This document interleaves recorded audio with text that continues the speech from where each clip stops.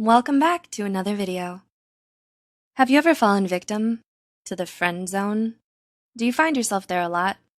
Being in the friend zone means that there's an emotional mismatch between two people.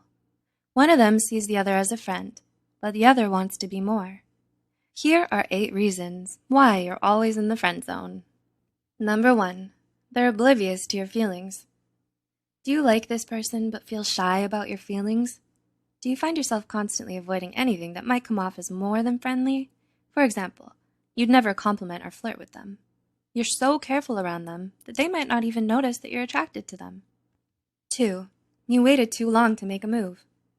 Were you attracted to them when you first met them, but didn't want to act on it just yet?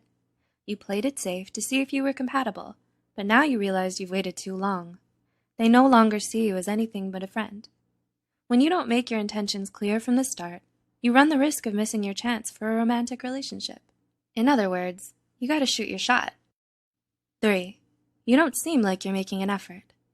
Do you hide your feelings by treating them like any other friend? If you don't try to look nice for them, pay them any special attention, or try to spend time with them, then you're unwittingly walking yourself into the friend zone. Even if they are interested in you, your lack of effort may show them that you don't see them as anything but a friend. 4, you never defined your boundaries. Do you encourage your friend, whom you like, to go after someone else? Did you give them another guy or girl's number? While you might think you're just being a good friend, you're also sabotaging your own chances with them. By failing to define your boundaries, you failed to tell them that you want to be more than just friends. 5, you're afraid of jeopardizing the friendship. Do you have feelings for each other but fear it'll ruin your friendship?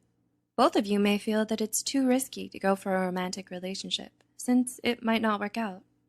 After all, a good friend is very different from a partner, and it can be awkward transitioning from one to the other. This risk may be stopping you from becoming more than friends. 6, you have too much history together. Have you ever fallen in love with your best friend?